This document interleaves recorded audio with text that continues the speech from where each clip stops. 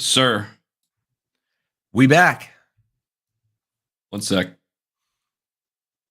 There we go. How's it going? We back. We're back. We back. We are back. I was Sorry, a little bit of a scramble here this morning. No worries, man. Take your time. Get yourself situated. I was just talking to Allison, and I said, "All right, gotta go do a podcast with Rich." And she goes, "Oh, do you mean just videotaping a phone conversation between you and Rich?" And I said, "Yeah, okay, we can call it that. That's Sure. it. That's what we're doing." That's what we do. That's exactly what this is.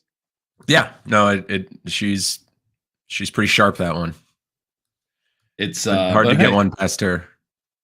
I think that changes today. Whoa, is this the moment we've all been waiting for? This is one of them. Okay. That works. So let me, first of all, how was your Thanksgiving? Did you go anywhere? No, we had to stay here because of the IVF stuff. So we had to be within driving distance of the doctor's office. So we did it nice. We cooked, I don't know, enough food for 20 people for just the two of us, just so we could feel like we had a Thanksgiving. How about you? Yeah, we went to State College. Who's there, Shannon? No, my in-laws. Oh yeah. That's right. That's where Jerry Sandusky driving tour took place. That's right. Yeah.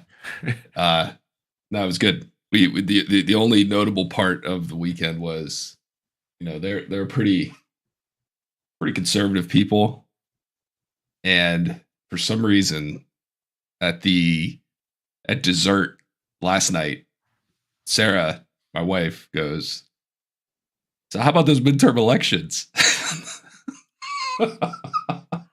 I know. She just lobbed a grenade onto the table. That's exactly. Oh, dude, it was more like she just slid a loaded gun with one bullet onto the table and just decided to see who wants to grab it. And she said it as a joke, right? But yeah, it was a joke for 30 seconds maybe, and then it became an argument. So without endangering your survival, can you share the first, what was the Lexington and Concord first bullet that launched the war? What was the first comment? We're in Pennsylvania, right? And so it went hotly contested swing state. Went straight to John Fetterman is ridiculous, or something like that. It was straight to the Senate. We touched on that. We touched on DA. We touched on the governor. We touched on fracking. We touched on whether there's oil reserves in Pennsylvania or natural gas reserves on Pennsylvania. I think there was some misunderstanding about. Pretty sure it's natural gas, right? Yeah. Right. Okay. It was. Don't mind me. I just have to take my fiber supplements. Yeah. No, we are 40. It's. We touched on inflation, of course. We touched on immigrants voting. It was we covered it all in 25 minutes, and it ended with my wife saying, "I'm not going to have this conversation with you if you're going to use profanity."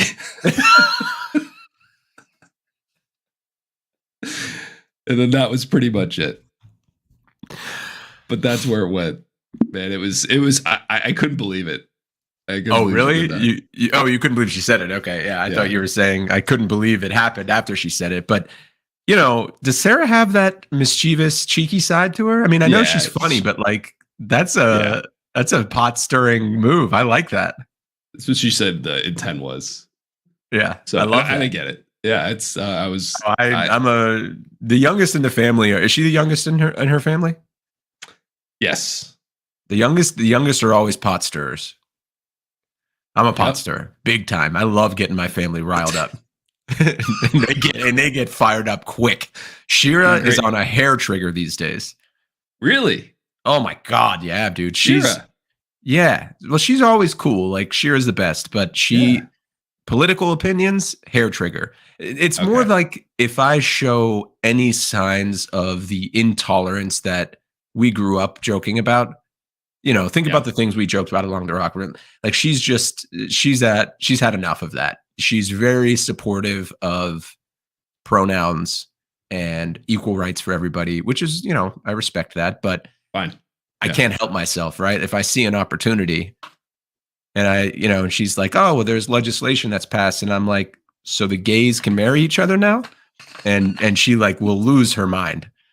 Rightfully so. That's an insensitive comment. But like, I figured she'd know at this point that I'm just trying to get her fired up, but she can't help herself. She can't help herself. She cares too much.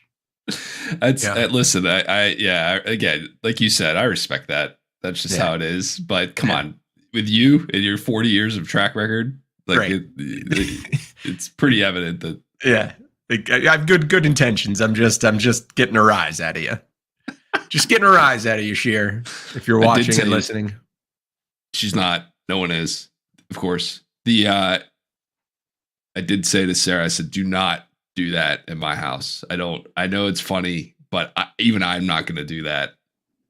I think my parents they skew more liberal than I would say. I wouldn't call them liberal, but they're not like there was an envelope on the table up in State College that said urgent communication from the office of Ben Carson.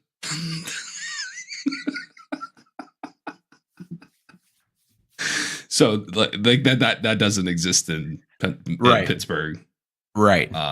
Ben Carson, impressive guy, but not. Yeah, I get it. I'd imagine all communications from the office of Ben Carson are urgent at this point. Yeah, right. I would say that's pretty accurate. I need you to open this, please, immediately, and read this. Yes, because I'm a pediatric surgeon, and this is what I used to be. I used to be a pediatric surgeon. Yeah, I burned that bridge. Man, that bridge is burnt to the ground. To the ground. No chance of resurrection. Like 6 years ago. Yeah. It's been nothing for 6 years except for me sending these mailers. I always laugh about Jay Farrow's impression of him. Did you ever see him on Saturday Night Live? Yeah. It was so good. Like it was so good that I think I saw the impression before. I knew who Ben Carson was, but I think I saw the impression before I actually had seen him speak. And like, so that's kind of how then I went back and I was like, oh, wow, he really does sound that ridiculous.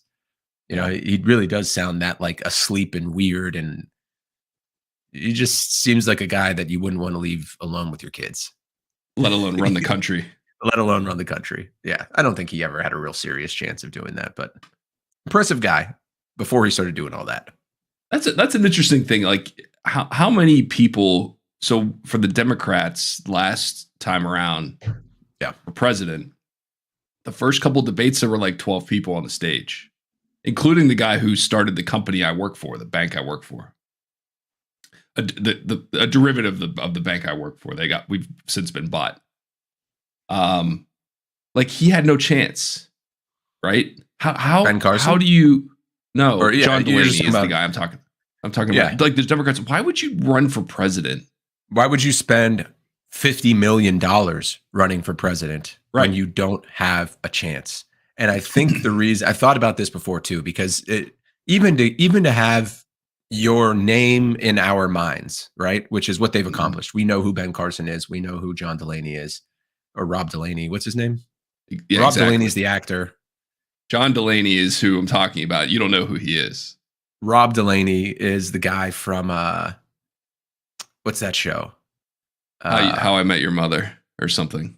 Something like that, sure. Anyway, he I think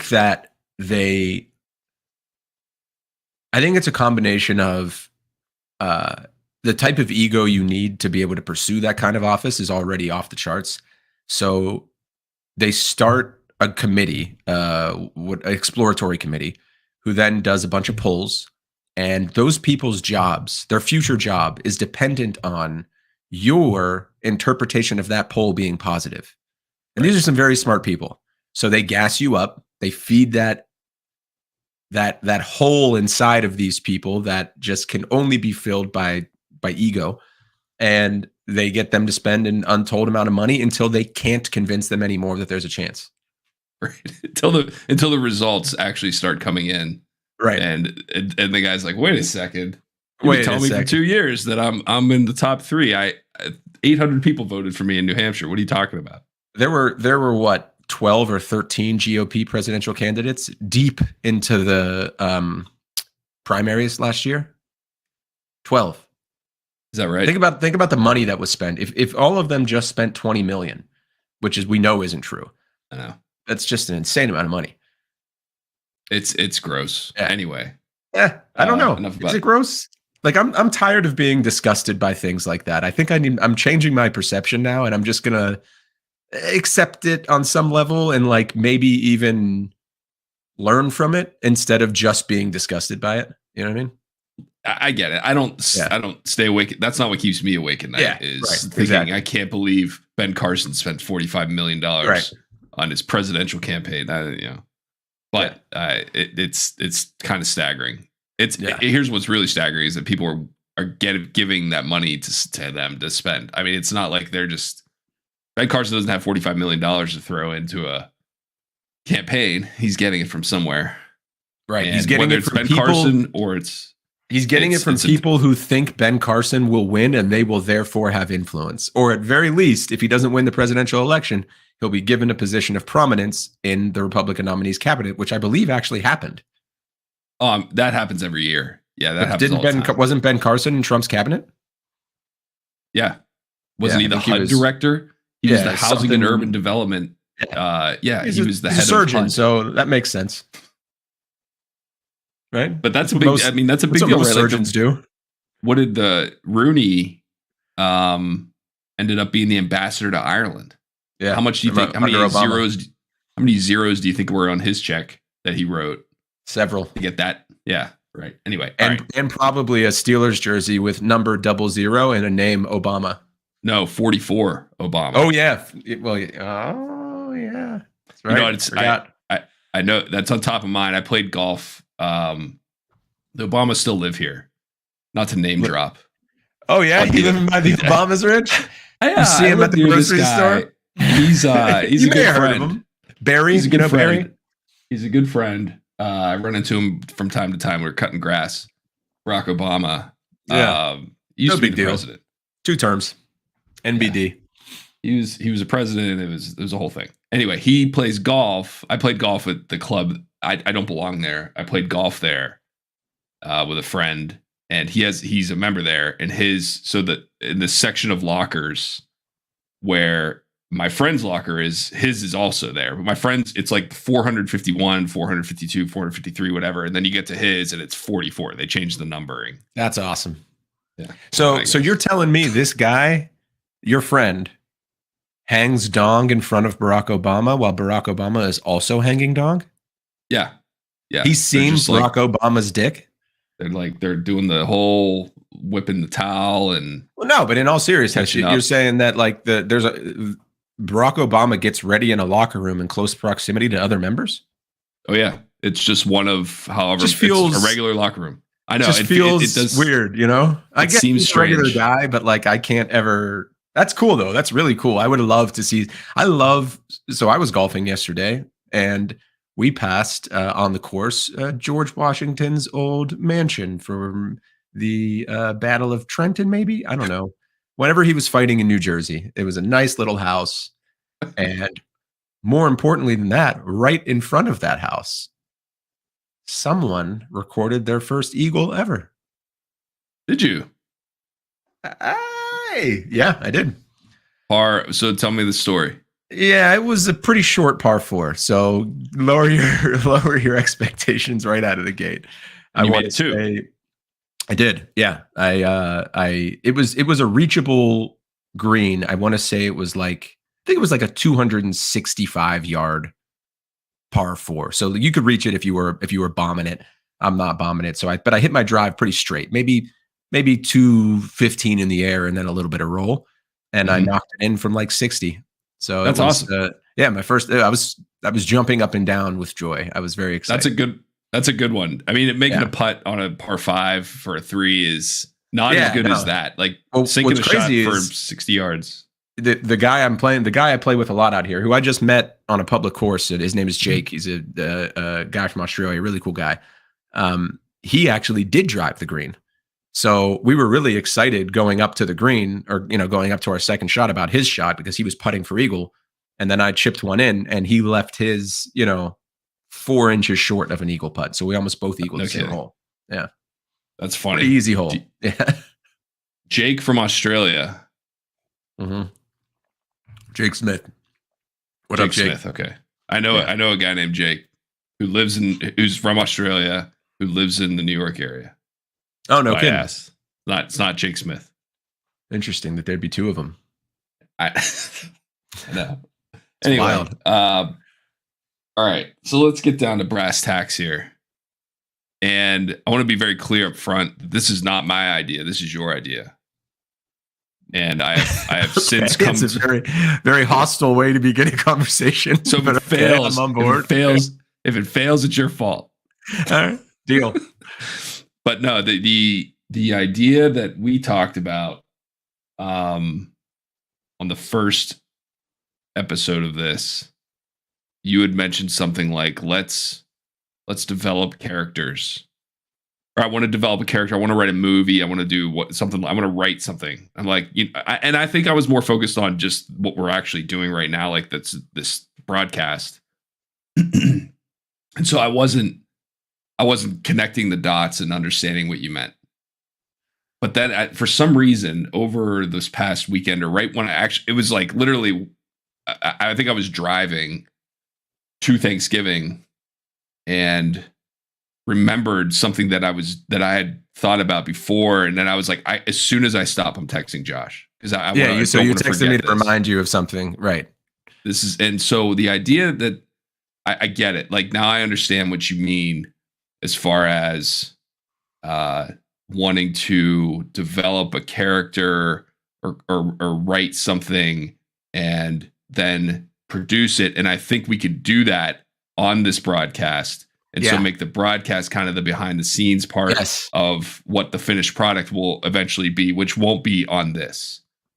Well, yeah, and probably not. We could premiere it, maybe, who knows? But we won't. Right. Yeah, it'll be more produced than. But who knows what the final product will be? I think that the most interesting part is that, like, how many times have you heard a story about? I've been listening to the Always Sunny podcast a lot. Always Sunny in Philadelphia. Do you watch that show? Every once in a while, I like it. It's really funny. So, like, they are 3 friends that did a pilot with a VHS camcorder and sold it to a network. And it's a little bit different because they were in LA. They had all moved out there already. Like, they were committed to that. But their podcast is so much about them talking about how they call it breaking a story in the writer's room. And it looks like the most fun thing a person could ever do, right? To like just invent a story from their personal experiences. And that's what kind of got me thinking about this. But I don't even think they thought they were making a television series when they first started making it. You know what I mean? They didn't really know. They just knew that they can make something funny and cool and whatever. And I think that's what I'm proposing. And I'm on board. And love it. Welcome. And I don't. You're right. Like, I don't know if it's going to be a television. It seems so stupid. You and I are sitting here talking like, I don't know if it's going to be a movie yet. What studio do you want to go with? Should we talk about? Is it Fox, Paramount? I do like Yellowstone. Maybe animated. Maybe we bring in Spielberg to direct. I don't know. We'll come down there. We'll cross it. Let's see where it goes. Maybe it ends up being an Emmy awarded, sitcom or whatever. I do think that it all starts with a character, right? We got to come up with and that's, I remembered thinking about this specific one. So let me pitch this first idea. Floor is yours. So this came up years ago. And I'm sure I was inebriated at the time. We're off to a good start. This is some of my best. It's in the phone. It's in the phone list. And The idea was, what if there were, they're stand-up comedians, right? They're all over the place. And they tour, they all know each other and they all kind of just have a routine, and they go to the Improv and they get really big and they sell out arenas and whatever. What if there's like a stand-up comedian or entertainer who's like so specific, they only perform at like really specific types of places? And the one idea I had was like a guy who just tours KOA campgrounds. And he performs at the pavilions, and he does very specific like RV camping jokes. That's it. Like there's not political. He talks about his family, but it always relates to camping. That's it. His whole routine is camping. His first joke about how the K in KOA stands for campgrounds. Like, is that what he leads off with, or there's some guy in there? He's also employed by KOA. So like 20. Dude, I would love to see the KOA offices. Like, what a great American brand. So his routine is like 30% stand-up comedy, 30% motivational speaking, 30% KOA advertisement, and 10% religion.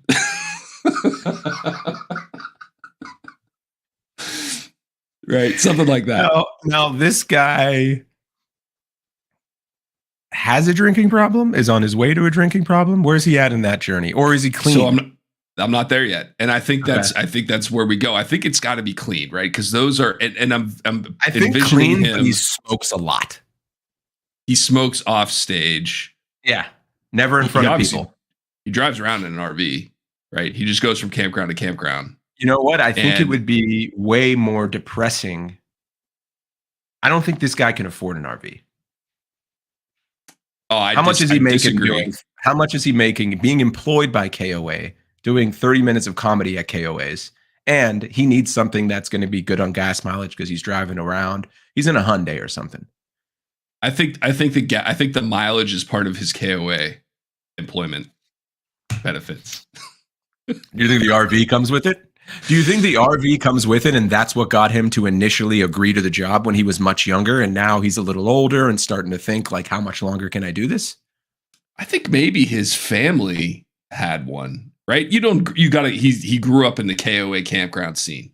And so I'm trying to, you know what? I'm noticing I'm trying to push this guy into depressing territory, and we don't want to do that. Okay, I don't want to. Maybe I should just say that instead of keep suggesting like horribly depressing scenarios. Let's step back. Here's one thing I know that you and I are not good at. It's drama. We cannot write drama. What though? We have never done anything in our life that has been anything other than stupid comedy. That's what we got to stick with, man. We can't. I don't think that's true. I don't think that's true, and here's why. Okay. So, have you seen two shows that I think do this very well? Atlanta and Dave.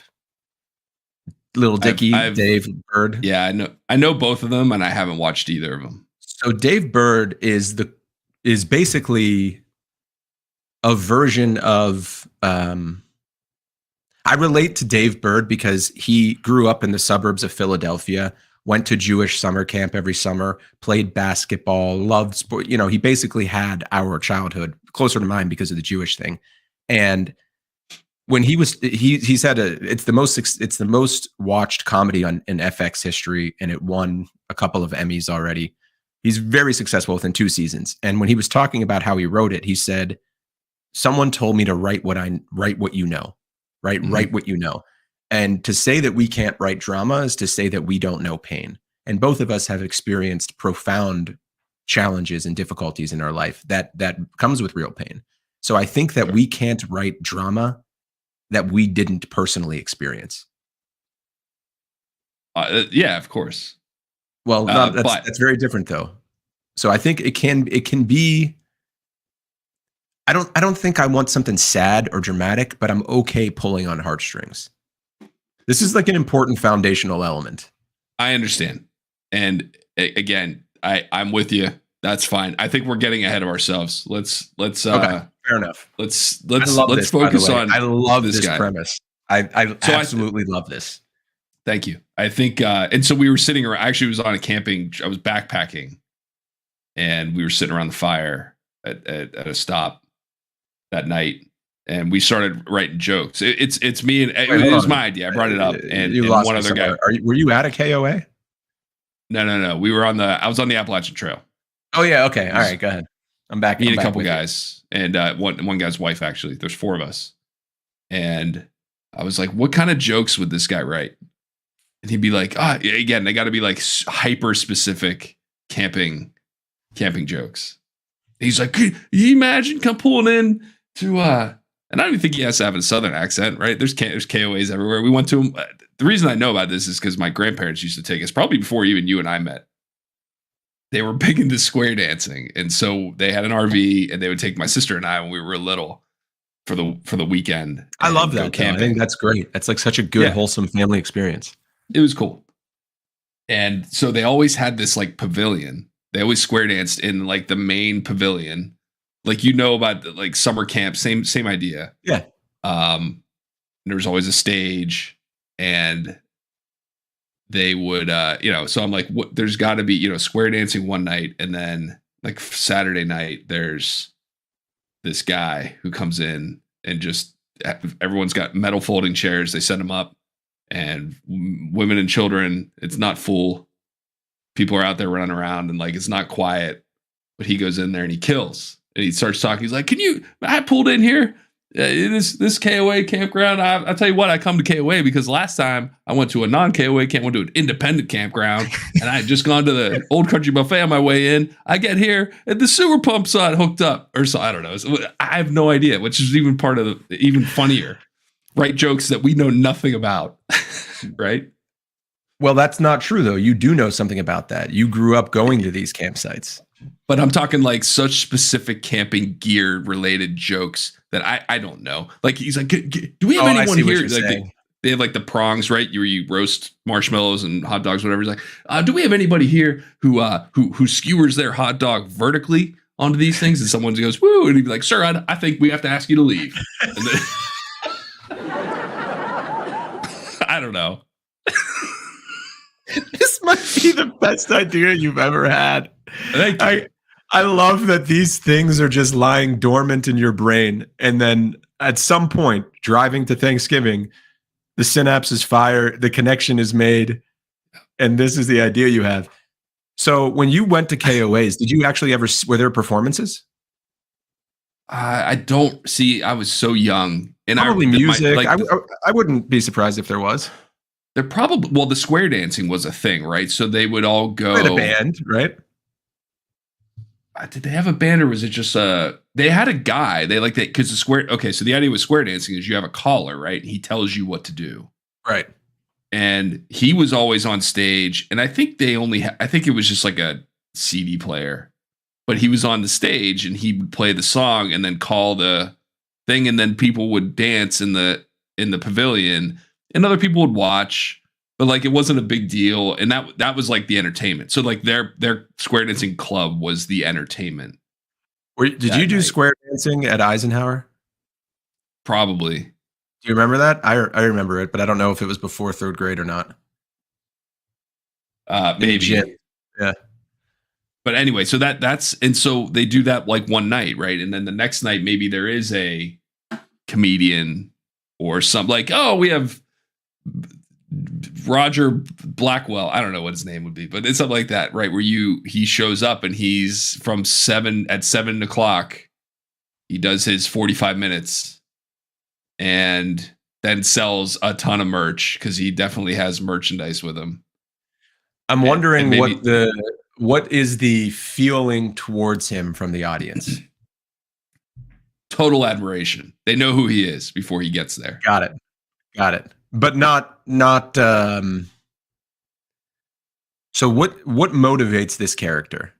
That's what I was talking about, the depressing stuff, but what I'm really trying to find out is what makes this guy tick. What does he get off on? What upsets him? What's he come from? Should we start putting this down on the board? Yeah, that's what I think we should. I think we should start writing things down. Were you able to access it okay? I'm on. I see your pointer moving around. You don't see mine? Here, let me turn that feature on. Yep, now I see you. Here, let me. You want me to share my screen so I can drive since I know my way around?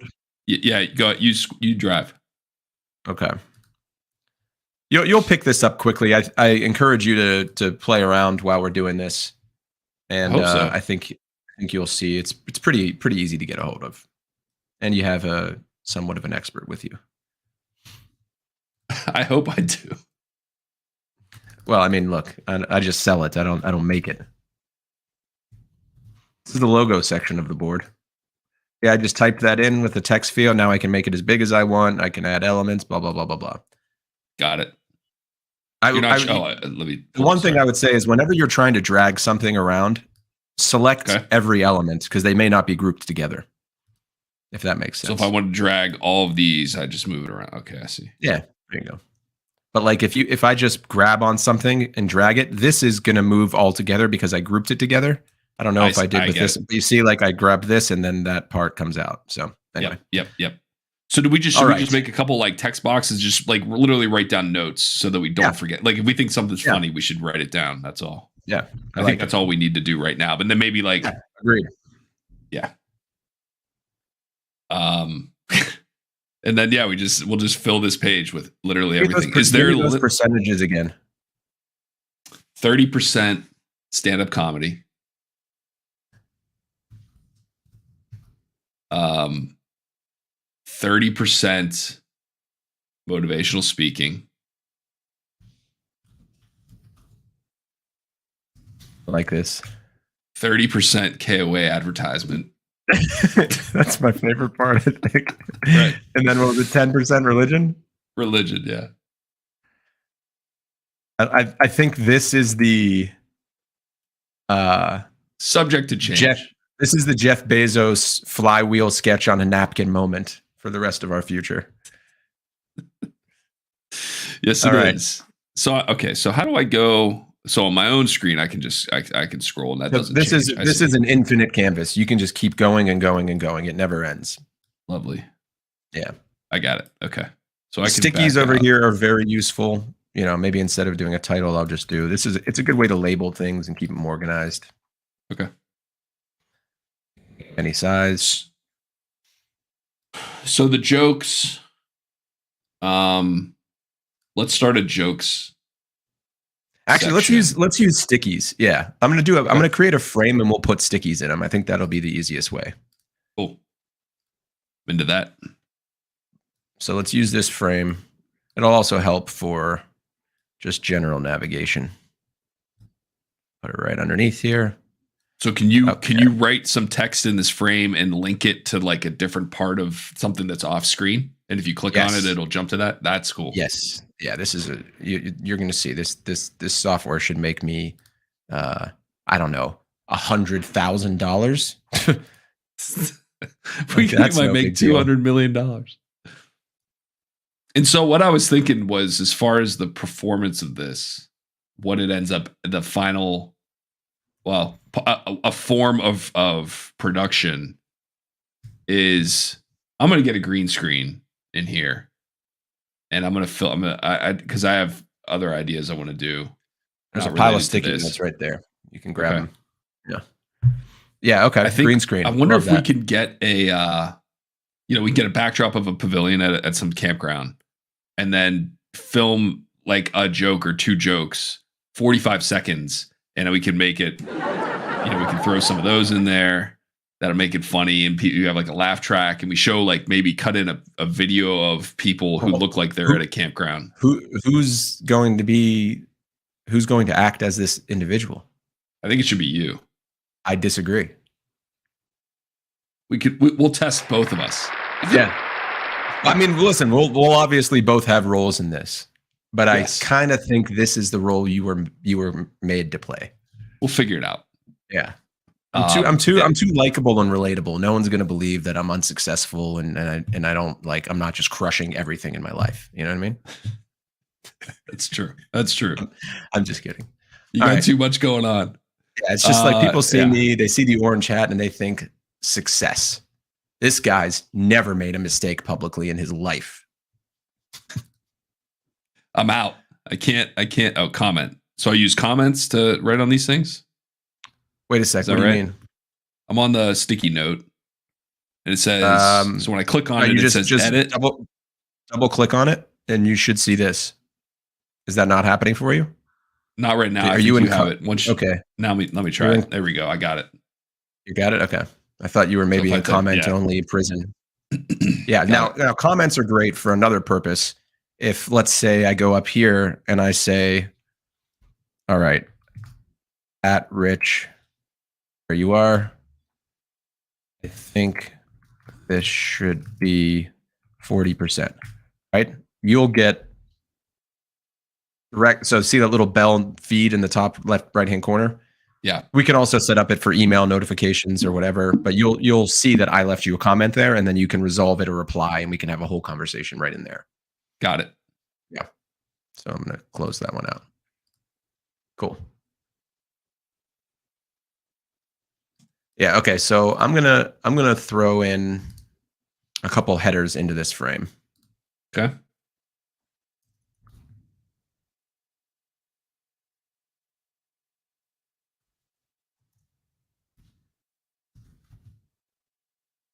He says "Lord willing" more than once during his set.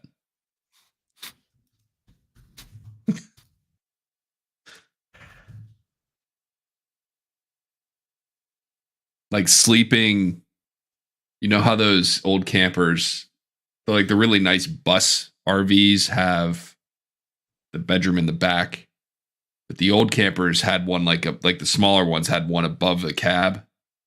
Yeah, Allison tells me about that. She used to sleep in that while her dad was driving, which sounds very unsafe. Yeah. So there's probably a joke there, right? You know who would, like Allison also grew up going to these places. Like they lived on a converted school bus for a while. Her life is wild, man. If you ever get to talk to her, she's like, and her family is wild. Like you met them. I don't have to tell you that. Yeah. So I've got politics, motivation, family life, and hopes and dreams. I think those are the 4 elements to any human being, right? No, seriously though, what else? What other headers should we be exploring? So I like what you're doing here. Let me get us a little bit more organized. I'm going to throw another frame on here, and I'm going to use the one that you're on is going to be exactly what you're doing, just jokes, right? Okay.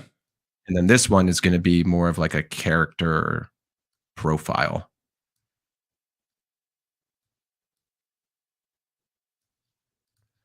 Yeah. This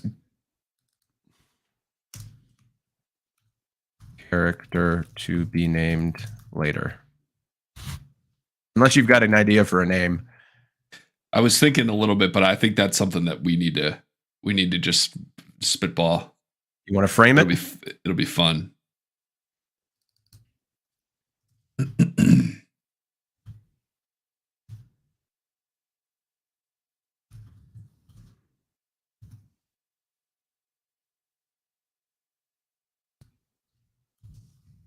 You know what? You know what was actually kind of it's funny because and I need to start listening to this stuff more, not because I want to rip their ideas off, but because it's literally inspiration.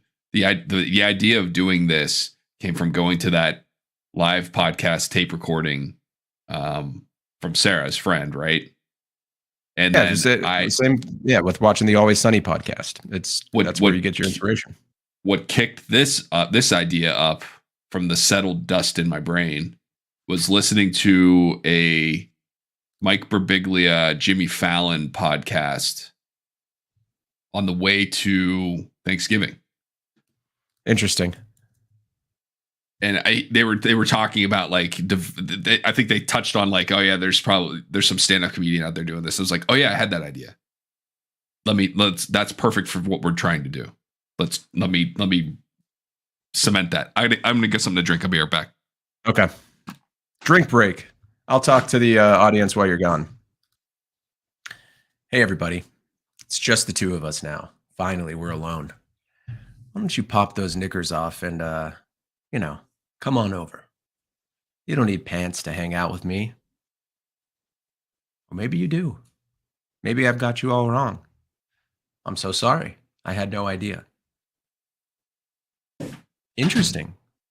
Well, I think we can mutually agree that this is a bad idea and we should never do it again. Sorry, I was just doing some solo entertaining of the people while you were gone. That was your monologue. It got a little weird pretty quickly, actually. I heard all of it. Oh, okay. All right, so we've got 3 frames now. Frame number 1, we're going to name Just Jokes. I like that name. Although I lost the ability to name the frame. Okay, so that's the joke board. Go ahead. What do you need? I need coasters. Do you have any coaster ideas? I'm using old COVID masks. Rich. Do I have any coaster ideas? Not only do I have a lot of coaster ideas, I have 2 types of coasters right here at my desk. So here we have the standard Crate and Barrel wooden coaster. Bought these not too long ago. Great. Here we have a gift from Shira when I moved to Seattle, the West Coaster. It's in the shape of the state of Washington. It's pretty great. Oh, I see it now. Yeah, you got it. And, I think if you're a person who likes the finishing touches in life, coasters are for you. Crate and Barrel far and away has the best options for the most reasonable price, but yet they're quality and stylish. That's your solution. Yeah. Crate and Barrel. I have a really nice wooden desk. And so I don't want a wooden coaster. You don't want to go wood on wood. I want like ceramic, like a vintage ceramic looking coaster would be cool. Yeah, that sounds cool. I have some like slate ones, like some stone. Oh yeah, slate ones. But you know what, dude? It all comes down to. Here's why I love this coaster. So the West coasters are great too because they're flat, they're wood. So when your drink sweats or precipitates or whatever, the wood can handle that. And when let's say you get an ice water or something, you set it down and it gets all wet, is it going to stick to ceramic? That's going to be miserable. Also, the feeling of setting a drink down on ceramic, you have to set it down more gentle. With wood, and especially this, you can just kind of feel your way around this little lip here. See the lip? Yeah. I mean, this is in my opinion, this is the Toyota Camry of coasters. No one wants to go out and buy it, but no one's ever been unhappy with their purchase. You got a little, what do you got? Felt on the bottom of that thing? No, but I wish there was felt pads. That is the missing touch. I think they're just cheap ones, but you could probably get the ones with felt. These West coasters have like a softness in the middle to them. They're almost like spongy, but they're wood, and they're all. I like these because of the surface area. Like you've got a wide. Big. And it's flat. I like that too. Okay. No, I appreciate that. Don't get round coasters. Get flat ones. No, I was joking because I was saying that the coaster was flat. Don't get spheres. Okay, let's see what you got here. Says Lord willing. So this is going to be. Okay, I know what my contributions are going to be a little bit different here because this is something that I have zero experience with. But I think that's funny. I think we want to make sure. It is and it isn't. Like you have to write what you know. No one's ever made a show about something that they don't know deeply because it comes off as disingenuous. I disagree. And here's why. Yeah. Think of all of the Saturday Night Live skits that you have ever thought were funny. Even the super successful ones that ended up being movies, Wayne's World. Do you think Mike Myers had his own basement cable access television show? Yes. No, he didn't. Do you think that? No, but it was about a young Canadian kid who loved rock and roll music, was funny, and like the only thing he changed was the cable access show, but the rest was based on his life. That's a bad example to support your point. Okay, let me try this one. How about the cowbell sketch? Do you think any of those guys actually called the members of whoever the band is, Blue Oyster Cult? Blue Oyster Cult and said, "Hey, can you tell me about your experience in writing?" No, they just came up with. They're like, I bet this is how it went down. That's a sketch idea, though. Very different. That's fine. That's fine. And I'd be willing to guess that idea came from a writer who had spent time in a recording studio, or at least like maybe not, but like I just think that you're so. This is a good foundation. This is Wayne's World for you, is what I'm saying, right? You did grow up doing this. You did grow up in this. So that's not disingenuous. I like that part. I went 3 or 4 times in my life before I was 7, and I don't remember anything. I just, in my head, like Borat, right? The guy did not say, "Oh, this is how in Kazakhstan they do this," and so I'm going to just like watch Kazakhstani TV. And no, he just came up with the idea. He's like, this is a way outsized, ridiculous version of what's happening. Borat was a commentary on how America's perception of other countries is so uninformed. I understand, but the character himself. Do you know how he understood that? Because he lived outside of America and in America.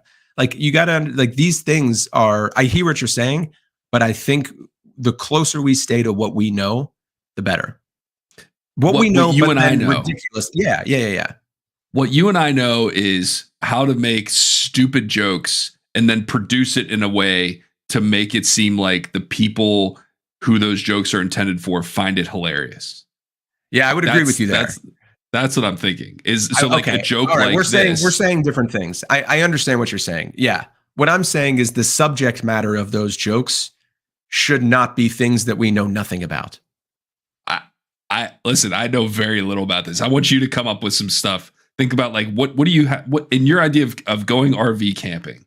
Yeah. What happens? There's a fire pit, right? Like, there's stuff that it's like real super basic, but then there's like really specific things, like a retractable awning on RVs. There's probably something that we could come up with that is so stupid it's not funny. I can't even tell you how many of these conversations I've had with Allison about, like, her growing up to these things and the things they do. They are hilarious. Like, I like this for a couple of reasons. One, there are endless funny scenarios, right?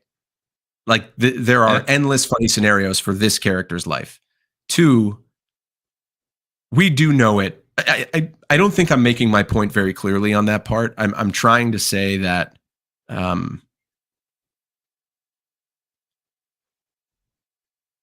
yes, Mike Myers never had a public access show, but he imbued that character with things that he did know. You know what I mean? And he made it ridiculous and funny because he has the imagination. Yeah, okay. Let's stop focusing on. I like it. I like it for that, and I like it because there are so many different scenarios that you could put this person in that can relate to other things that we might like. It branches off very nicely into, like, nothing's out of bounds, right? It feels like open creative green field, which I like a lot. Well, here's the other exciting thing for me with this idea, right? We'll call it idea 1. It's this guy, right? And he comes up, but maybe it ends up being nothing more than just us writing this guy's routine. Let's follow him down the rabbit hole and see. And then we're like, well, what about other very specific entertainers who only do very specific niche audiences, like middle schools or nursing homes or something, and then just start like, or maybe it's the same guy. Maybe it's the same guy. Yeah. Maybe this guy is good enough where he can go to middle schools. He's got a middle school routine. He's got a nursing home routine. And he's got a like an Elks Lodge routine. There's probably a lot of camping overlap there. But I bet there is. And then like, are there people? Does he have a few diehard fans that will go see him no matter what? But they much prefer his Elks Lodge routine. So when they gather together in the audience, they're like, "Thank God it's Elks Lodge tonight. I could not listen to another nursing home." You know. Could not. I have a feeling that there's no overlap. Like, the people cannot stand his other routines. His cruise ship routine is so. But that's kind of like that's a thing. Like, those guys exist. I don't know if there's a guy who exists who goes to nursing homes. No, there definitely is. Stand up. There definitely is. I've seen that in so many shows. Right. I'm trying to think of the last. I saw one recently where a guy was at a nursing home doing. Oh, maybe was that Goodfellas? No, there's no nursing home in Goodfellas. It wasn't in Goodfellas. It was The Sopranos. Tony, his mom was in the nursing home, and there was a stand-up comedian there who was like bomb. He was basically this guy. It was pretty funny. Like, it was a good moment of the whole series. I love this. I'm excited to follow this down the rabbit hole wherever it may lead. So this is kind of the same idea as you and I just getting on this thing and talking, right? It's all about just get as much content as we can and see what happens. Yeah, and that's what this is. I'm so fucking excited for this. Do not try to perfect anything. Just write it down, and we'll fucking come back to it and figure it out. And then at some point, we will have enough things that are finished and good that we can then turn that into something. Whether it's a green screen video for 45 seconds that we put on TikTok about some guy doing this routine, or it ends up being a feature film that we get Spielberg and Scorsese to both co-direct, and we have to go to the fucking Oscars, which I don't want to go to. Yeah, I don't want to. Yeah, I mean, I would go. Yeah, I mean, I would go to the Oscars. Why don't you want to go to the Oscars, Rich? Let's flush this out first. It's kind of far, right? And the hotels are probably really expensive that time of year. I don't think you have to pay for a hotel if you're nominated for an Oscar. I think they put you up. You think so? Or do you think they just they give them a bag full of like hundreds of thousands of dollars in free merchandise? Yeah, but does that pay for that cover your bill at the Courtyard Marriott near the airport? Yeah. And if they do get you a hotel, is it one with a free breakfast, or am I going to have to pay for that too? See, it's too much. It's too much to worry about. It's expensive. I'll watch it at home. Let me know if we win. I will. I will text you if we win. Hey, Rich, won that Oscar. Hope you're having fun at home. All right, I'm really excited for this, man. This is such a great idea.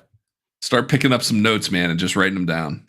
Yeah, so I'm getting us. I think I got us organized. We got the joke board here, and then I'm going to start working on the character profile, and then we got name ideas. Is there anything else we need before we start throwing stickies down?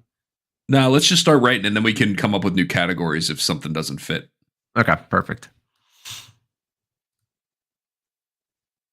I really want to make this guy depressing, but in a lovable way. See, I don't love that, just because I don't think it's necessary. The guy who does comedy at KOA campgrounds has a big friend group and a meaningful, fulfilling life? No, but I think that I don't know if I want to like do the story of him who goes up. Like, there's so many tragic stories of entertainers. No, not tragic. No, it's not tragic. Like, it's funny, but it doesn't mean that his life has to be great. Like, there's humor in the adversity of life, right? Or yeah, totally, right? Like his sewage hookup failed, and he's got to deal with that after. He's got to deal with that right before he goes on stage. Yes, and that annoys the hell out of him. Yeah, I don't want it to be like he gets off stage and he goes and he does heroin because he sticks a gun in his mouth and cries. Yeah. I don't want that either. That's horrible. That's like that's too dark. I just mean like he can't be crushing it, or else this is not believable. Yeah, I don't know, man. I think for the audiences he kills it, and maybe he's approached. He's like, listen, I got a club in Wilkes-Barre, and I need someone on Saturday night. You want to come up and do it? And he maybe he does it, maybe he doesn't. Maybe he thinks he knows his niche is doing these sorts of shows, and he doesn't go forward with that. But maybe he does do that, and he bombs, and that's part of the thing. So did he always want to be a stand-up comedian? I'm in the hopes and dreams section. Or did he get derailed at some? I kind of feel like he needed to have been derailed. Like but it was something related to stand-up comedy. Like he wanted to be a professional athlete, or that's too big. Or like I think he wanted to be the CEO of a Fortune 500 company. What if he was he used to go with his grandparents to do this, and he loved it, and he was just a naturally funny person like you, and he figured out a way, like he would do these routines, or he'd do dumb impressions of people, and so eventually it got to the point where every time people were coming over, they're like, do your impression of whoever. And he would do it. And someone finally steered him the right way and was like, listen, man, you can probably get paid to do this. And that's how he ended up in this role. But now he's like established, right? You've had days to let this marinate in your head, and I'm coming in clean. But I like where you're going. But that's okay. That's how I'm picking your brain. Yeah. And I think that's how the writing process works, right? Like someone has to have a half-baked idea, and then it's developed in concert with everyone else who's there. But we got to get on the same page first. Like that's why I keep asking these questions. I know you don't think it's as important. I'm fine with it. No. I think okay. This is absolutely important. That's an app. But I want, if you think that that's stupid, then tell me. No, I think it's that. I think maybe he was just like a funny kid who, the class clown, right? He didn't go to college. He probably has some Votech education. He needed to make money at first, right? You can't just get an RV or get KOA stuff, like, but he would come here. He would go to the KOA in Ligonier every I love that. I mean, I love that. That's what I mean by write what you know. That is what I mean. You make the location the one you've been to. That's it, or an area you know. Yeah, right. Pennsylvania. That's where it somewhere. ends. Yeah. And like, would it'd be really funny if there was like, if the big show of the summer was the July 4th weekend at the KOA in Chambersburg. I loved that. At Du Bois, the Du Bois KOA. Like that's the big game that he's gearing up for. Right. Like what's like the Super Bowl of KOA comedy? It's got to be July maybe 4th, Labor Day. Yeah. Labor Day, because that's the end of the summer. Maybe Labor Day. Labor Day's got a touch of sadness to it because summer's ending. Everyone's going home. He's going to go back for the year. But July 4th is peak. July 4th is true. Peak. And maybe it's even maybe it's an even bigger deal this year because July 4th is on the weekend. It's not a Thursday. Oh shit. Once every 7 or 8 years, we get the sweet gift of July 4th falling on a Saturday. Not just a weekend, but a Saturday. Love that. Love that. Let's go ahead and joke board. Yeah. I got it. Okay. If you need to get new stickies, they're over here on the left, on this like little toolbar. I see. Yeah. Okay, so hopes and dreams. What did he want to be? He didn't really have any. No, he wanted to be something. Musician. I think musician. He definitely has an acoustic guitar in his RV. Yes, that's what I mean. He wanted to be a musician, owns an acoustic guitar. But I think my point here is he doesn't wish he was doing anything else. No, I agree, but that doesn't mean that he didn't want to be something more. Like he is. Wait, hold on. Let me ask a question. Does he not wish that he's not wishing to do something else because he is content and happy, or because he doesn't have the strategic executive function in his brain to be able to map out a better career? Or maybe he's just not at a point yet where he cared. What age are we talking about? 50. Our age? 50. Okay. So 50, yeah, he once had hopes and dreams, which it's not sad that they're not realized. It's just, he's 50. We all have former hopes and dreams. So now go ahead. Go ahead. You were. I was done. Yeah, maybe he was always trying to figure out a way. Like every job he had before this was just a way to make money so that he could do this or go camping. That.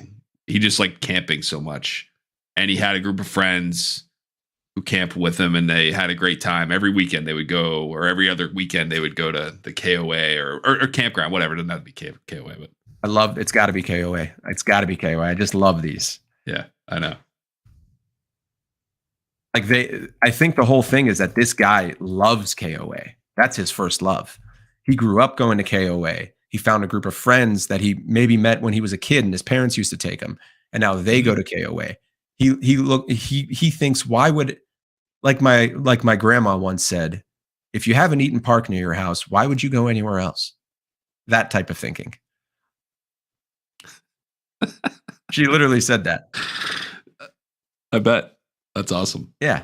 But like maybe the campground, that's the way these people think. So KOA maybe there's an arc where the campground he used to go to with his friends was an independent campground that got bought by KOA, and now it's commercialized, and there's the charm is no longer there. I love this. You know what I mean? It's going into motivation, right? KOA lost its charm following corporate takeover. Corporate fat cat. Well, KOA is the the corporate fat cat, right? Well, I'm going to say that KOA isn't what it was when he was a kid because the KOA was now sold to new ownership. It was just Straczynski's campgrounder. I don't know, whatever. Some sort of Polish or ethnic name. Oh, I'm saying Black Bear Campground. So you see KOA as, so he's only playing KOAs, even though he detests KOA as the corporate fat cat overlord. I don't think he detests it, but he's employed by KOA. That's why he's only playing KOAs. And so he doesn't have a choice. It's like, if I'm going to play campgrounds and make money, I got to get into bed with KOA. And he's fine with it. He thinks they're fine, but he longs for the days of the independently run, where Martha, the campground owner's wife, of course, used to make pancakes on Sundays for everyone. I don't know, something like that, right? They don't. And now KOA has it. And I actually know this because I looked on their website. You can do a pancake brunch on Sunday, but you have to pay extra for it. I'm giving that its own motivation sticky. Yeah.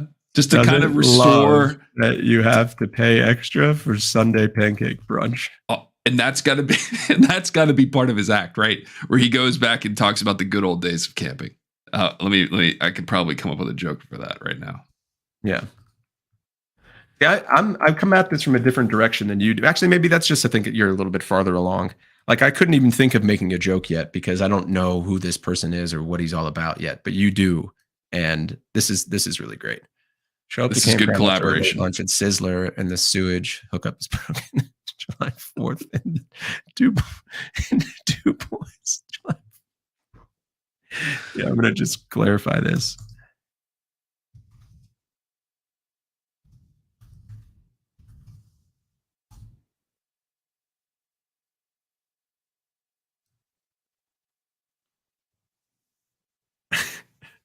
Says Lord Willie. There's got to be really the 19th largest employer in the state of Pennsylvania. No, I don't know, maybe, but it's funny that he would like bring that up in it. Maybe it's like 25th. We come up with a funny number where it doesn't matter, but he brings it up anyway because he's told to. He's given a list of facts that his manager at KOA, who that's got to be another guy.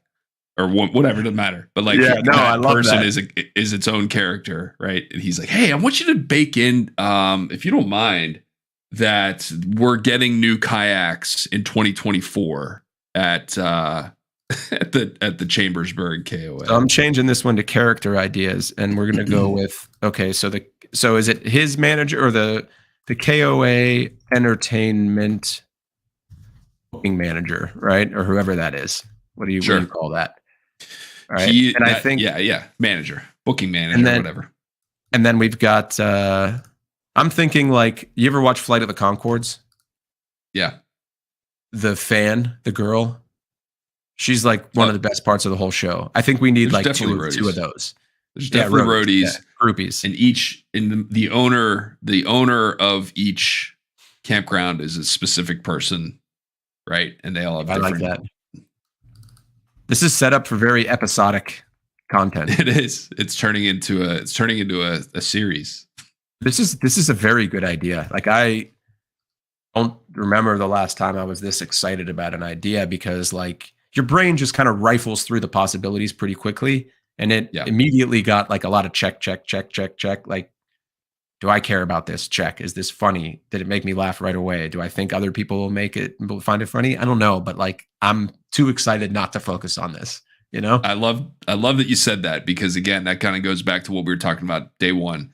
We got to not worry about that. As long as it makes us laugh, then we'll continue to do it. Yeah, good point. Yeah, you're right. Actually, that's all that matters. Point.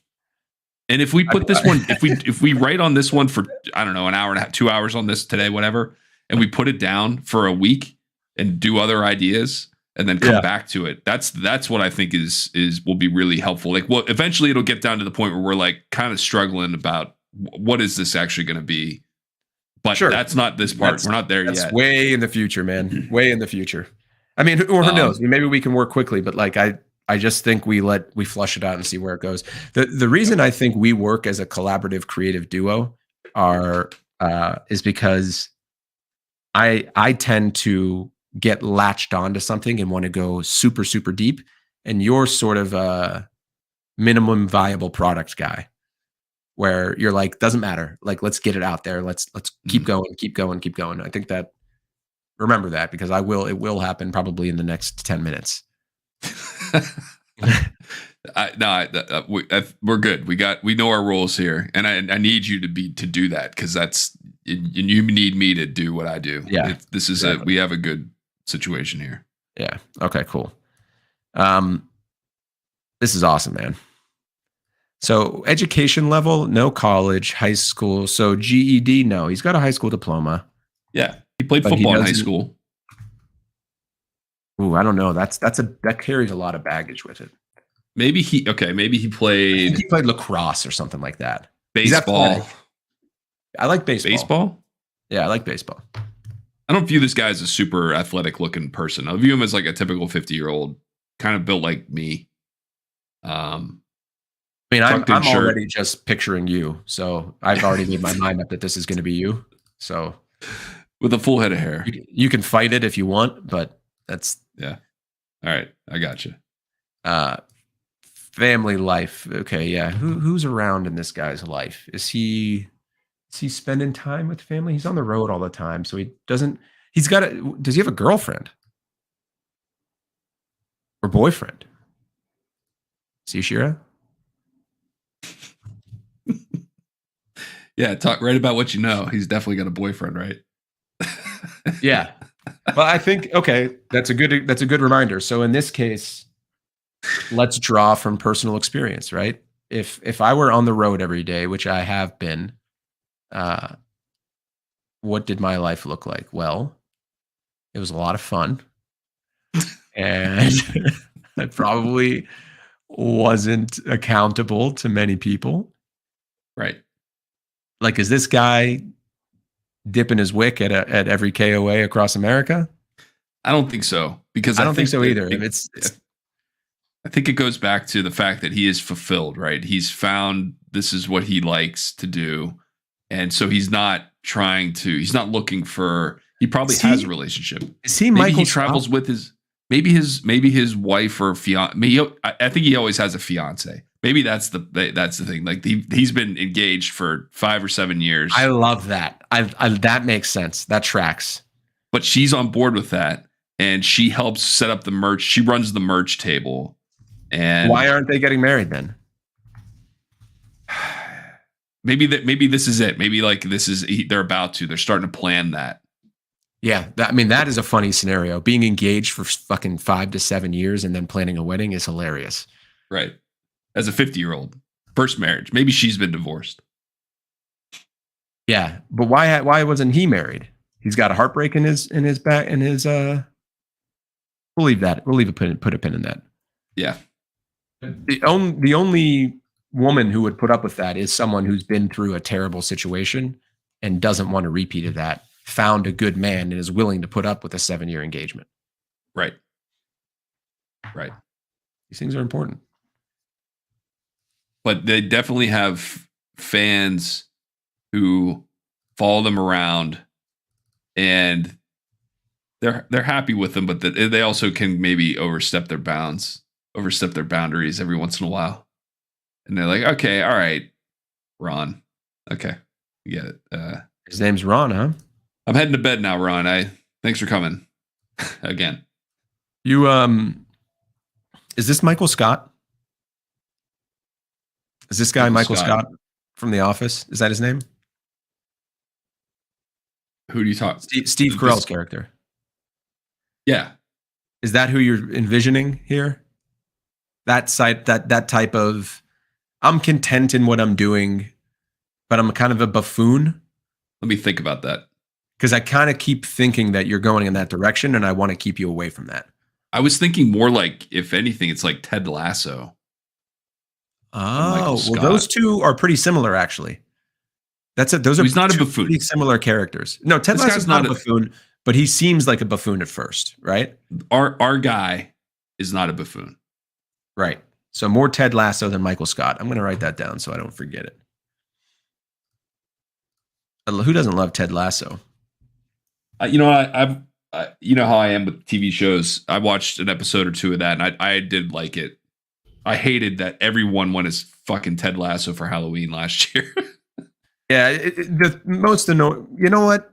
That's actually one show that I don't think it's annoying that people love it. I think it's actually encouraging because it's a show about positivity and believing in. It's just like I like that everyone saw this thing when everyone was feeling super down and was like, "Yeah, that's great. It makes me feel good. It makes me happy. I love it." So maybe that's I think what like this being is. a creator of something like that would be incredibly fulfilling. Yeah, you know. Because let's be honest, again, we're doing this for us, not. So I was thinking, I need you to watch Dave. I really need you to watch that show because all right. You'll see where, and watch Atlanta if you haven't. They're very emotionally complex, and you know their message is super politically and critically complex. But Dave specifically is funny, but it kind of makes you sad and think. And so that's where my mind went because I've been spending a lot of time thinking about that. And then I've spent a lot of time thinking that the pain I've had in my life is far more interesting than my humor. Oh, it's just well, your humor, getting it out is the hard part and making it funny. Like taking that pain and making it something that others can find enjoyment in, right? There's something fulfilling about that. But it's dude, that's I think that's easier than two directions. I think that's easier than you think it is. Listen, when I remember being out to dinner. Sarah and I had plans. This is before I started chemo and I actually had cancer and I'd lost a bunch of weight. And we were with, we actually ended up going out to dinner with two of her friends. It just kind of worked out that way. It was fine. And we were talking about clothes not fitting or something. We were talking about me or like how much I was eating or something. Cause I was stuffing my face.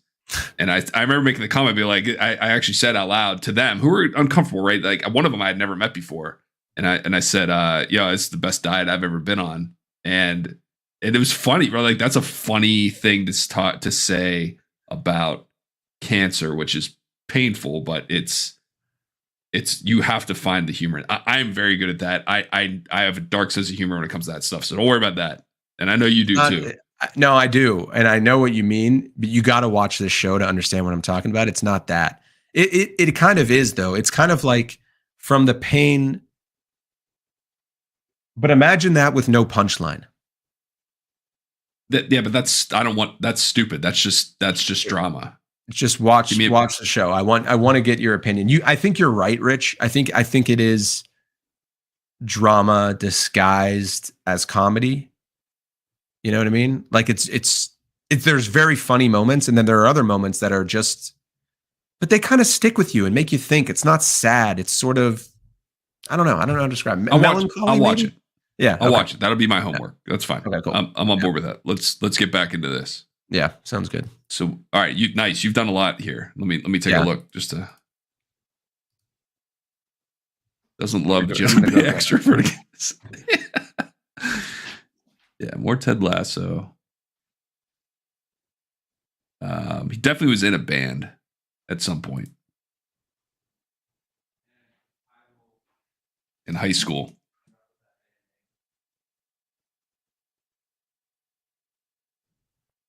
They did mostly Blue Oyster Cult covers.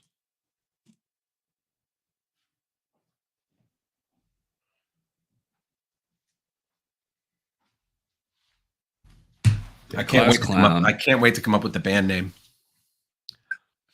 I think it's a Blue Oyster Cult or some band like that, right? It's some like foreigner. Yeah, but what would you call? Yeah, like. But there's so many great name possibilities for a Blue Oyster Cult tribute band, right. But like a play on that word. Yeah. Clam Jam. I just keep thinking of Clam Jam. Clam Jam's actually a pretty good idea and an homage to our earlier content. I'm writing it down. I actually think that's a great name, Clam Jam. By the way, we answered that to what was Pearl Jam's original band name. Our response was Clam Jam. Because we didn't realize, we thought that that's where pearls came from. It's actually an oyster, right? Right. Not a clam. So now Blue Oyster Cult, Clam Jam, full circle. But we, for about 20 seconds, publicly conferred on what the best answer should be. And publicly on TV said Pearl Jam's first name clearly was Clam Jam. Clam Jam. I'm putting something on the joke board. Because I think when we write about this guy's this is what I mean by write what you know. This is going to be the perfect example. Okay.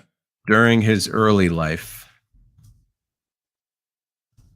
once wrote an essay comparing Nirvana and Stone Temple Pilots.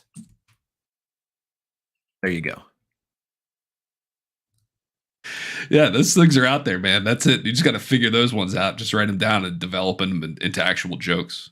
But like that, I don't know if you realize this, but anybody who hears the first sentence, Stone Temple Pilots is a multiple word name and Nirvana is a single word name, will immediately love that character and think that character is hilarious. Like that should be the opening scene of the whole show. Is this guy reading his essay in front of the class and his best friend in the class, like just loving it and laughing his ass off because his friend is such an idiot. That's right. So I think that's part of that. I'm going to write that down into characters. There's got to be friends, right? A group of friends. Yeah. So I've got a friends sticky over here, a friends section. Oh, okay. I'm just writing it down in the character ideas. Just so literally cool. All the people who we have. Oh, yeah. Good idea. Group of friends, fiance, AOA entertainment booking manager, groupies, fans, each owner of each campground. What about like he needs a manager? If he's a talent, his manager.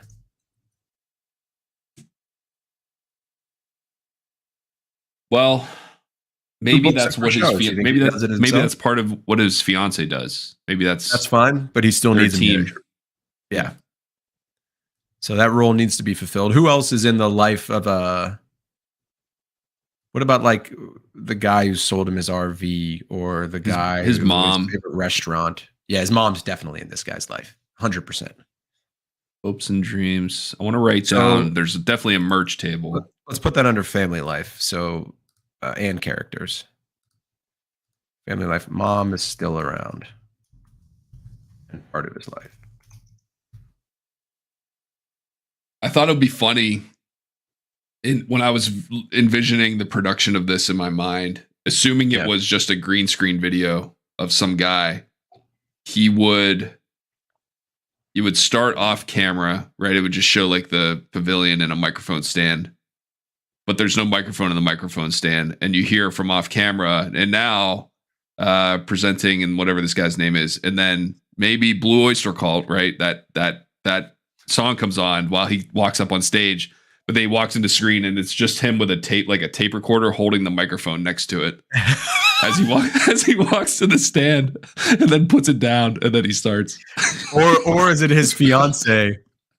It like as he walks up, the fiance is standing in clear visibility, holding the microphone and in a tape recorder.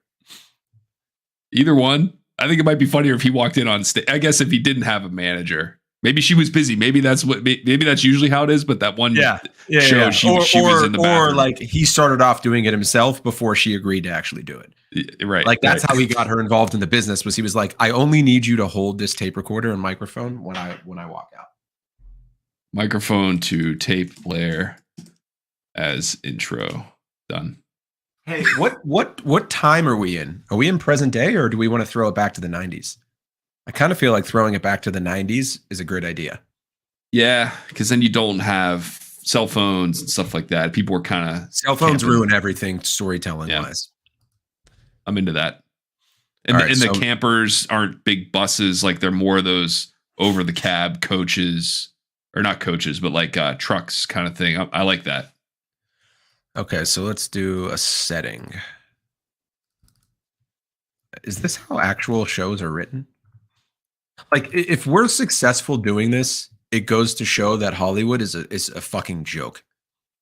Right? Like if this is what all you have to do. Although, you know what, another thing I want to bring up that's interesting that I've heard from just getting into like watching really successful people that I admire talk about how they got there is it's work. Like it doesn't feel like work, but I forget who it was. Maybe it was Chris Rock or someone like that. Or they were preparing for all the writers that collaborated to prepare a monologue for like the Oscars or a Saturday Night Live opening monologue, something like that. The amount of time they put into it. And the guy was like, it's not magic. We're not the most creative, funny people. We're just working at it longer and harder than everybody else. You know what I mean? I think the big part of that also like it's a formula. It's a formula, but this is the easy part. The hard part is finishing something, anything. It doesn't matter what it is, to say, okay, I'm done working on this. This is ready. I have to be cool with that. And that is hard to do. That was hard to do when I was doing Bad Domes. It's hard to do with anything. You just have to be at some point say, I have to move on to something else. You can sit here and tweak forever. I know, man. And again, we're not there yet, but you can do what drum sound do you want to use for 3 hours and listen to different sounds and get nowhere. Yeah, or just putting the show together. Like even if you have those individual samples done, you just have to be like, I'm running out of time, and that's where having a deadline is real, like an actual. Okay, you're performing this or you're doing this, so you have to be done by now because there is no more time. And so maybe whenever we do get around to actually producing whatever this is, or we want to do that, we set a date where we're like, no, we're meeting in either your house or my house, and we are going to actually do it because then that's it. We're done until we get to. I kind of think we need to spend like a weekend together, just sitting in a room bullshitting, Yeah.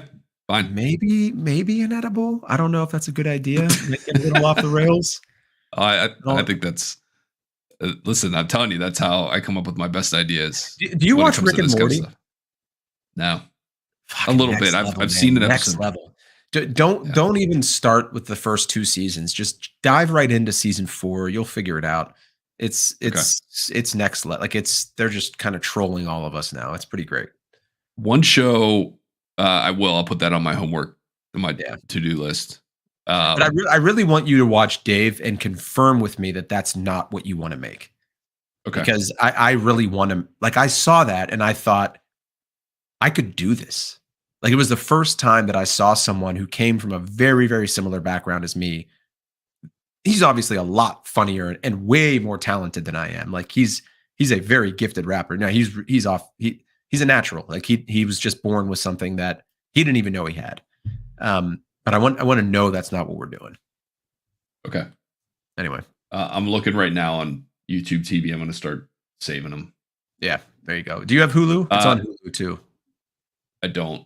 We might actually. I don't know. So I think we do actually have that. But I'll just start recording some. I'm sure it's coming on. Yeah. They're playing replays all the time. The one show that I have been watching, and I don't know if it's on HBO Max. I see. We have that, so that's fine. What, Dave is on HBO Max? That's what it said. Oh, it isn't. Oh, is it? Whatever. I said on YouTube. I trust you to find it. I got a way to find it. Yeah. The one thing we were looking at, I watched. Do you ever watch Documentary Now? No. What is it? It's on IFC. It's dude, that is a style that I think we can pull off. Is it mockumentaries? Obviously, yes. Well, they're mockumentaries based on actual documentaries. You know that Jiro Loves Sushi? That one? Yeah. I was annoyed by that. They made one based on that subway station. It's so stupid. They made one on Jiro Loves Sushi called Juan Likes Chicken and Rice, and it's Fred Armisen. Like he's in it. Dude. They had the opening episode of the most recent season was a 2-parter, and it was about, I don't know what the actual documentary was, but it was about this director who embedded himself with a native tribe somewhere in Mongolia, somewhere like that, right? That they were still they were living life as they had been for thousands of years. And he embedded himself as the director of this documentary to document their life, but he also got an opportunity to direct a sitcom. And this is like based in the early 90s, late 80s, like a rom-com sitcom. And he said, I got to do both of them at the same time. So they moved the sitcom and built sets like in this villager's town, like not town, like huts and stuff. They built like a set. They like flew in the studio audience and they showed them like traversing these mountains to get to the set and stuff like it. Dude, it's Fred Armisen's in it. It's hilarious. All right. Where can I see that? Where can I watch that? IFC. Let's make another frame here for homework. Yeah. I didn't mean to do that. Homework. There's an undo button on the bottom left of the toolbar. I think it's good. But just so I'm you know, getting rid of this. I'm getting rid of the worst logo. Yeah, it's fine. This one is so good. Inspiration.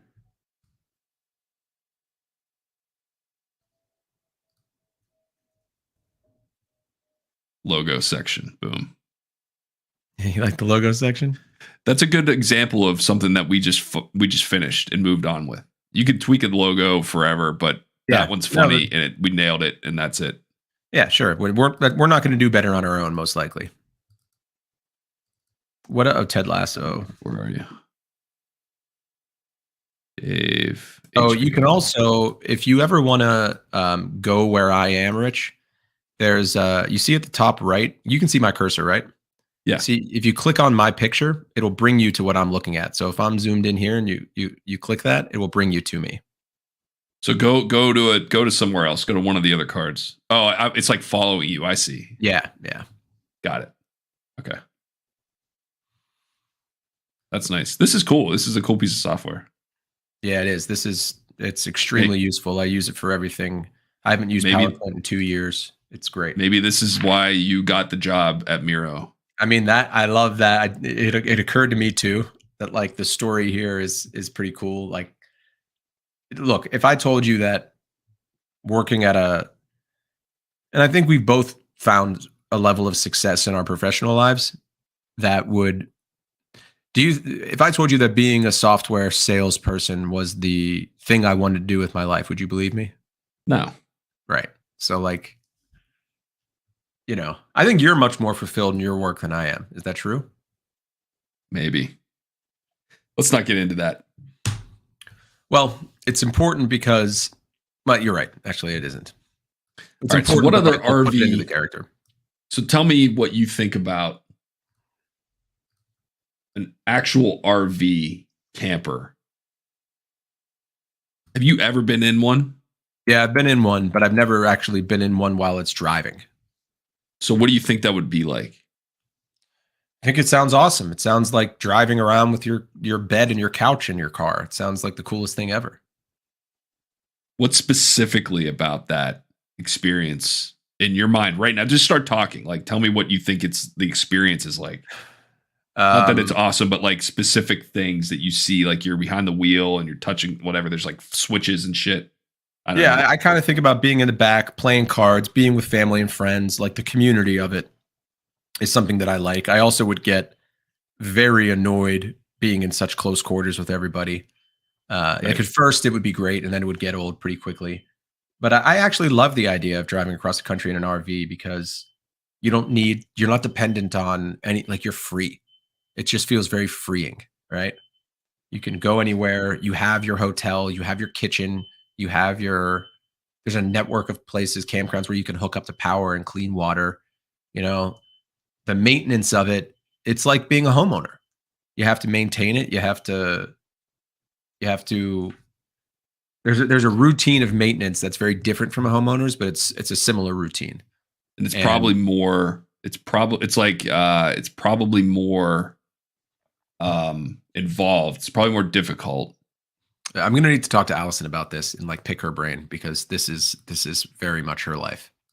What if there was something that he wrote? He always wrote one joke, or he always said it and he loved it because he thought it was funny, but it was a problem that only he had, and he never realized that, and no one else had the same problem. Like his disposal always got clogged. Yeah, and like people were like, well, "I don't have a disposal on my." I don't know, something like that. I think that like the do you know about the gray water and the black water? No. In an RV, one of them is dirty. One of them is like your sink water, and the other is your drinking water. I know that exists. Why is gray and black? Like gray and black was confusing to him. Maybe that's too simple because every person who has an RV would know that pretty quickly. What if yeah, I'll tell you what, one of the best gifts you can get for Christmas for someone with an RV is just a package of Velcro straps, right? Yeah. Am I right, people? Yeah. Yeah. But like, not those ones that are blue, not those blue ones, those blue ones they make in China. Not those ones. Don't give me those cheap ones. They break. And I'll tell you what, if you're a Velcro strap and you break, you're putting it on. If you ain't putting it on the space shuttle, you ain't putting it in my RV. I like that. But see, this is what I mean by like, you have to write what you know, because if we don't know these things, it will never be funny to people who do. But I guess that's not really what we're appealing to, right? We're appealing to people who don't know. Yeah. Right. We're not making it again, Borat didn't make Borat for the people of Kazakhstan.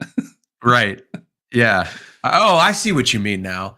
Borat didn't make Borat for the people of Kazakhstan. And it has nothing to do. In fact, it was not even close to representative. It was representative of what people thought Kazakhstan was. Right. Because no one fucking knows what Kazakhstan is. Wayne's World was not a show for people who like watching like the cable access of Aurora, Illinois. It's what people think that's what the show is like in Aurora, Illinois. Right. So my perception actually might be perfect. Yes. Is what you're saying. Okay, I got you. Okay, so and then but everyone who's at these RV shows, I don't know. I need to ruminate on this. Like, it's fine. Yeah. It's fine. Again, even if you have if you want this to go in a different direction, like bring that up. I don't want to stifle any. No, I have been, and I will continue to. I think this is a good point to stop for today. I think that let's come back to this. Let's come back to this for our next one, and I'm gonna have hopefully a lot of ideas, or I'll say like I've got nothing and we need to pivot. But I like where we're at. I like where we're going. We've made a lot of progress here. I'll tell you what. I went to the campsite out in I don't know. Give me a city name in Ohio, or like a town name in Ohio or Pennsylvania or New York. Midland, Ohio. I went to that KOL, but Midland. Those campsites are so close together that your awnings kiss. I don't know, something like that. I like that. Yeah, like what are those people annoyed with, right? Like, are they annoyed with? I think that there's what if he's taking veiled shots at KOA that the KOA manager doesn't quite pick up on, right? Yeah. Like, because KOA manager's not there, right? It's right, but he's going to get back to him in some way. Like his motivation. If his motivation doesn't love that you have to pay extra for Sunday pancake brunch at KOA, like maybe increasingly he keeps getting more and more irritated with the corporate policies, right? And that leads him to start slipping these jokes in and taking a risk. Like at some point, there needs to be a conflict for this individual to resolve, right? Like what is the thing what is he all about? Like what does he care about, right? Like, what's driving this person to do what he's doing? Ted Lasso. What was driving Ted Lasso? It was his divorce, right? You know, I didn't watch it enough to know exactly what the situation was there. Okay. Question. We should have a section where there's like a something that happens at that episode that causes now I'm like already going to there, but I'm thinking like maybe it'd be funny if one point, you know, his merch table they couldn't put it somewhere because there was something else going on, like something stupid. So they had to put it like behind it and he didn't sell anything, and that was a big problem. Like he got into an argument with the manager about where his merch table was. Maybe that's too granular and we don't do that yet, but I want to write that down somewhere. I think the more granular the better. Like one of the things that I think is so funny about you is that you get really annoyed by the stupidest shit, right? Yeah. Put that into this guy. He now has those views, right? Like it's probably going to end up being a blend of both of us. That's the only way it'll work. Like, where am I supposed to? Maybe he usually has it up against the wall and he can hang T-shirts because I'm sure he has T-shirts. But he can't. There's no wall space for where the merch table is because there's like a middle school art project on that wall that they can't. Or like it was the finger paints from earlier in the day, and so he has his groupies. And then someone comes up and tries to buy one of the finger paintings. right? Yeah, he's trying to. They're trying to buy those. But or they have to move the table in a place where there's nowhere to hang anything and there's no room on the table because he has so much merchandise, so that he gets his like really like the super fans to just stand there and hold the shirts like, or wear them. Just stand there like this and behind the table while his wife works the merch table. They just I love the idea of the super fans. I think the super fans are going to be a great part of this. You've got it. I can tell in your brain you've got a name idea for this guy already. I want you to say. I was gonna do something. I was thinking like nothing crazy, like nothing stupid, or but like something like David Blackburn, who is probably some guys. Like there's got to be like a regular first name. Yeah, tell me how you got like David Blackburn. I like the idea. David is just a regular name.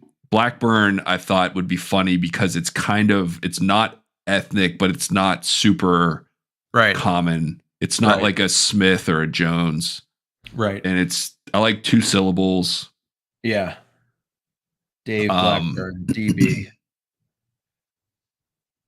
Put your hands together for Dave Blackburn. I like that. I think he walks in the camera with his holding the tape recorder playing a Blue Oyster Cult. All the time. And then he like has to struggle like hitting stop. And like the microphone hits the tape recorder while he's trying to hit the stop button. And you know what song I think would be really funny if he came out to is Mo Money, Mo Problems. Like I think it's got to be a song that his band played when he was in a band in high school. Yeah, that's a good call. Because he's using what he knows, right? Yeah. Blue Oyster Cult's a good one. I think we can do better, but let's that idea, right? The like the not super successful 1970. Yeah, I wrote that in Hopes and Dreams. Okay, love it. Under Wanted to Be a Musician, owns an acoustic car, was his band in high school, mostly Blue Oyster Cult covers called Clam Jam. Okay, cool. I love it. Yeah. I want to think more about the motivation. So KOA lost its charm fooling. I love that. I like the Ted Lasso. I love that he doesn't like to pay extra, but like, what is his, I feel like you think it doesn't matter what his hopes and dreams or his motivation, like what, but I think it's kind of key. Like why is he doing anything that he's doing? What happened in his life that put him on this path? I think he had, I don't think it's a sad story. I think it's that he was so funny and he just always wanted to do something else. And maybe that's where you and I start writing what we know, right? Yeah. We didn't want to be a software salesperson and a banker. We kind of just fell into it and we're good at it and that's it. But someday he had the right people saying to him, you know what? You should do this. You are hilarious. It might change your lifestyle, but you enjoy doing this kind of thing. So maybe that's, he give up something to do this. Yeah, he gave up his job, right? Like his job, like, and he had to cash in money, retirement, financial hardship. Yeah, okay. I don't know if it was a financial hardship, but he's definitely not living. But maybe the stuff that he had, he's put everything. He's put what he had into this, but he's living comfortably. Yeah, and again, he's fulfilled. Like this is a life that he grew up living, and he enjoys it, and he's now got a partner that's helpful with him, and yeah, he's fulfilled going back and forth, and he's not worried about, people might come up and be like, well, what are you going to do? You're 50. Like, are you going to do this forever? He's like, I'm not worried about that. I'm enjoying. I think that we will come to the conflict, right? Every character needs a conflict to overcome. We'll come to the conflict. I think that's good enough. That's what maybe it's with KOA. Maybe it's with the KOA. No, I think it will probably with KOA, it will naturally kind of come. I have his politics as central, but skews a bit left. I think that's perfect, right? Yeah, actually, it might be funnier if he everything about him was liberal, but he skewed a bit right, and hated that about himself. Hated that he was kind of charmed by Donald Trump and found himself sort of accidentally agreeing with some of his policies. But that's too deep down the rabbit hole. I'm going to put it on a sticky just in case.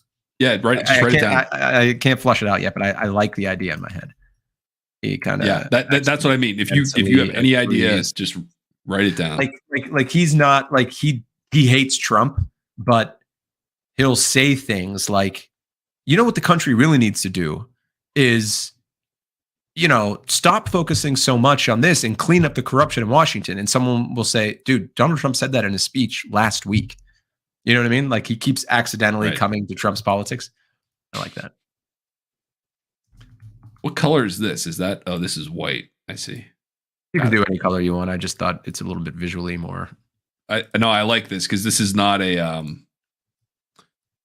Can I change the color of an existing?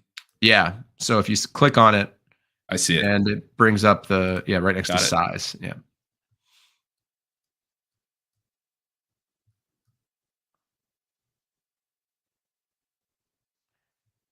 Was there anything else we were going to watch for homework? So Dave documentary now and Ted Lasso. The Always Sunny podcast is this is required viewing too. Pick any episode. The newer, the better. I will do that if you listen to a Mike Birbiglia podcast where he has Mike. You've never heard of this guy? Here, just put it on a sticky. All right. Yeah. I don't think so. Where would I know him from? Jimmy Kimmel was out. I think with COVID, he hosted Jimmy Kimmel's show for a week. Yeah, everybody hosted Jimmy Kimmel's show for a week. So did the guy from Always Sunny. Mike Birbiglia is a legit big time stand-up comedian, and he loves talking shop, and he loves discussing comedy and the how jokes are created. He is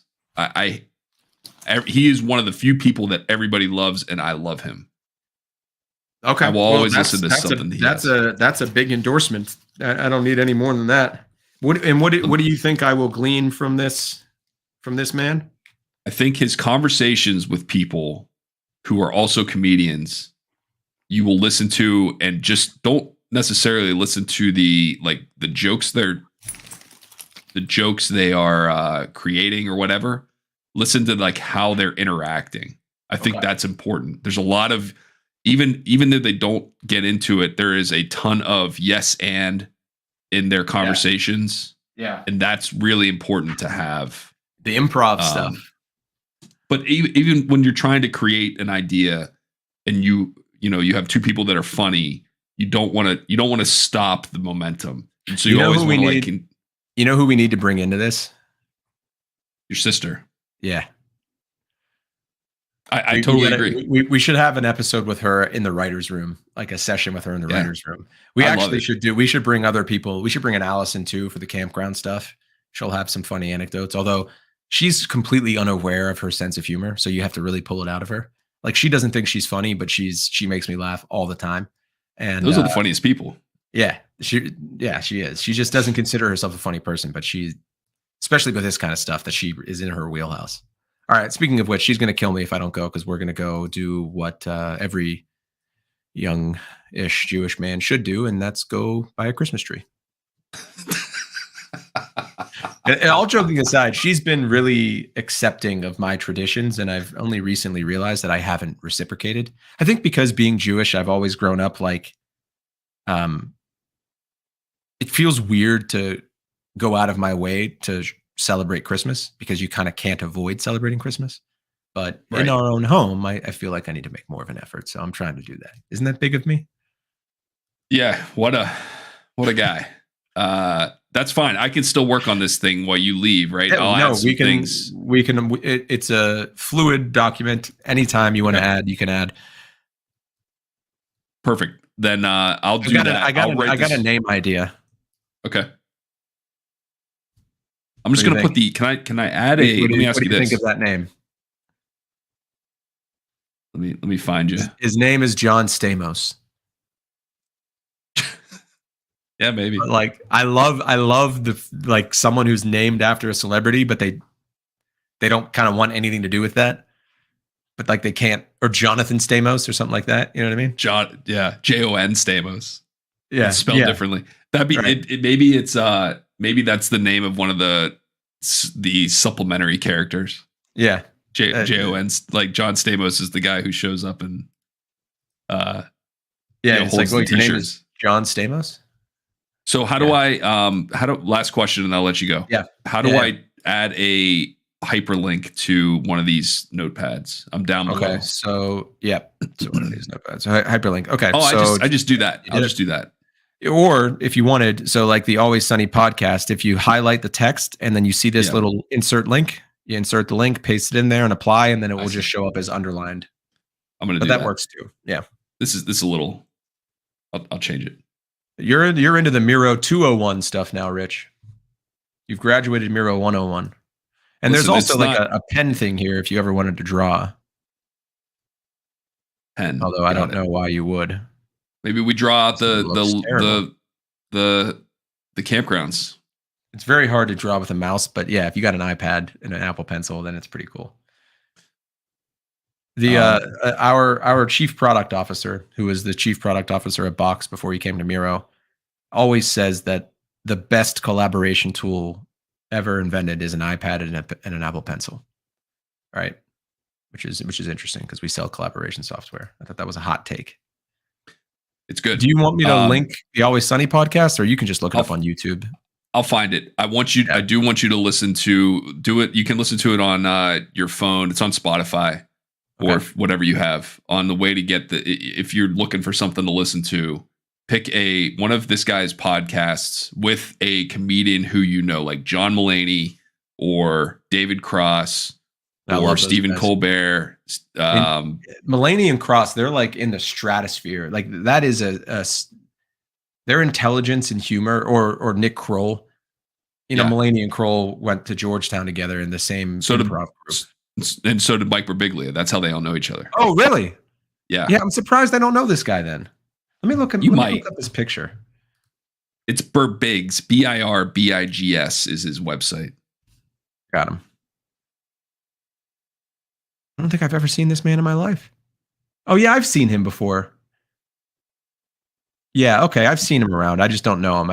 I'm excited to. I mean, Mulaney and Kroll are two of my favorites.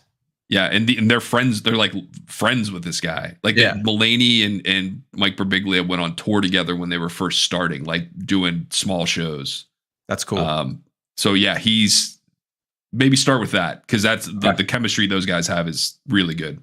Anyway, all right. This was very helpful. I appreciate you being on board with this and humoring episode me. 1, version 2. 1.2. Yeah. 2.1. No, this is great, man. I had a feeling we would come back to this. And it's funny that you brought it up because I was thinking about it before this podcast about like maybe I was going to come with a pitch or like a script, and then you showed up with exactly that. So I think that's where this starts going. I think we create boards for every idea and we jump in and out of them, and watching this back will be funny to me. Yeah. Yeah. Or like I was said on the first episode, if it actually becomes something, this will be like unheard of. You know what I mean? No one's arrogant enough to start recording themselves from the very beginning of their creative process. We are. Yeah, we definitely are. We are. All right, dude. Have a good one. Yeah, have a great Sunday. Later. See you.